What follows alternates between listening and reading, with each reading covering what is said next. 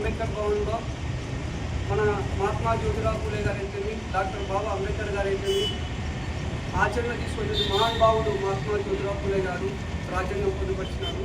అలాంటి రాజ్యాంగాన్ని ఈరోజు అమలు చేసిన వ్యక్తి ఏకైక వ్యక్తి అంటే డాక్టర్ బాబా అంబేద్కర్ గారు.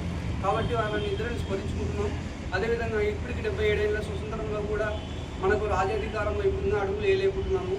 ఎందుకంటున్నామంటే ఎస్సీ, ఎస్టీ, బీసీ, మైనారిటీ కులాలందరం ఐకమత్యం అయ్యి మనకు రావాల్సిన హక్కులపైన కూడా మనం పోరాటం చేసి సాధించుకోవాల్సిన అవసరం కూడా ఉంది. ఎందుకంటున్నామంటే నరేంద్ర మోడీ గారు కూడా 16వ తారీఖు రావడం జరుగుతుంది. మనం రావడం జరుగుతున్న సందర్భంగానే ఈరోజు ఎందుకంటే కేంద్రంలో కూడా మన బీసీలకు మంత్రి శాఖ కూడా కేంద్రంలో మంత్రి శాఖ లేదు. కానీ మన నరేంద్ర మోడీ గారు ప్రధానమంత్రి అయినటువంటి బీసీ మనకు చాలా సంతోషం, మాకు ఆనందంగా ఉంది. కానీ ఒక బాధ ఉంది. ఏం బాధ అంటే కేంద్రంలో బీసీ శాఖ మంత్రి లేదు.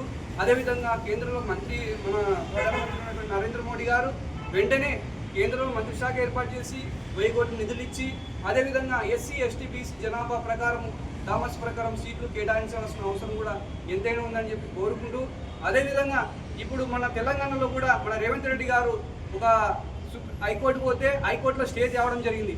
మేము చెప్పాము అక్కడ కూడా ఎస్సీ, ఎస్టీ, బీసీ మైనారిటీ జేసీ నేషనల్ అధ్యక్షుడు నా పేరు డాక్టర్ నాగేష్ కురువా అంటారు.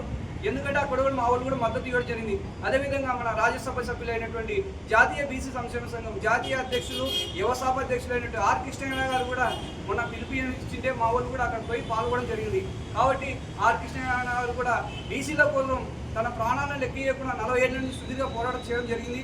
అదేవిధంగా బీసీ అయినటువంటి ముద్దుబిడ్డ అయినటువంటి మన ఆర్ కృష్ణయ్య గారికి కూడా రాజ్యసభలో మన నరేంద్ర మోడీ గారు కల్పించడం చాలా సంతోషకరం.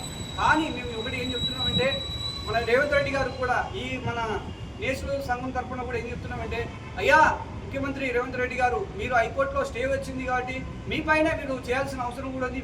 మేము ఈరోజు చూసాము సోషల్ మీడియా కూడా మీరు సుప్రీంకోర్టు కూడా వేసి దాఖలు చేస్తామని చెప్తున్నాం. సంతోషము.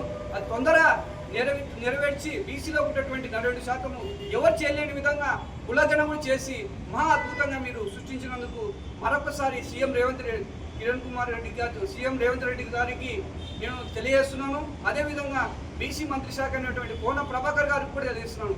ఎందుకంటే మొన్న కూడా సోషల్ మీడియా చూసాము, ఒక దళిత అయినటువంటి ఒక ముద్దుబిడ్డ అయినటువంటి లక్ష్మణ గారికి కూడా ఆ వేదిక మీద పిలవకుండా ఆయన అవమానించడం చాలా దుర్మార్గకరం.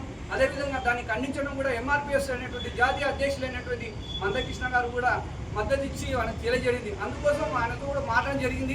కాబట్టి మనమందరం బహుజనులందరం మనకు ఐక్యతతో పోరాటం చేసి సాధించుకొని మనకి ఏదైతే 80% ఉందో ఆ రిజర్వేషన్ పోరాడాలని చెప్పి కోరుకుంటూ కులాల మతాల అతీతంగా బహుజనులకు ఎవరికైనా కానీ ఎక్కడ దాడి జరిగినప్పుడు మనమందరం బహుజనులందరం ఐకమత్యం అయ్యి దానిపైన ఎవరైతే ఖండించినారో వాళ్ళకు మనం బుద్ధి చెప్పాల్సిన అవసరం కూడా ఉందని చెప్పి ఎంతైనా తెలియజేస్తున్నాను.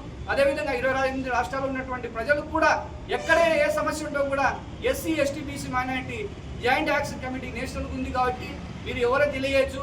మీ హక్కులను మేము భంగం కలిగించకుండా ఎవరైనా మీకు భంగం కలిగిస్తే మేము హక్కులను కాపాడుతామని చెప్పి తెలియజేస్తూ ఈ అవకాశం కల్పించిన ప్రతి ఒక్కరికి శిరస్సు నుంచి పాదాభివందనం చేసుకుంటూ నా పేరు doctor Nagesh Kuruva, SC, ST, BC, minority national అధ్యక్షుని, human rights protection council of people national అధ్యక్షుని, అదేవిధంగా ప్రజాసేవ ప్లేట్ అధ్యక్షుని, జాతీయ బీసీ సంక్షేమ సంఘం జాతీయ కన్వీనర్ ఉన్నా.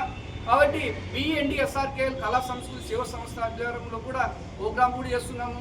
ఎందుకంటే మన బహుజనులకు రావాల్సిన అధికారం కూడా చాలా పైన ఉంది. ఈ ఒత్తిడి వచ్చినప్పుడే అన్ని రాజకీయ పార్టీలకు అప్పుడు మన హక్కులు మనం కోరుతామని చెప్పి తెలియజేస్తూ ఈ అవకాశం కల్పించిన ప్రతి ఒక్కరు శిరస్సు నుంచి పాదాభివందనం చేస్తున్నా. నా నంబర్ వచ్చేసి 9866141570. ఈ నంబర్కి ఎప్పుడైనా కాల్ చేయొచ్చు అని కోరుకుంటూ ఈ అవకాశం కల్పించిన ప్రతి ఒక్కరు శిరస్సు ఉంటాను. Thank you.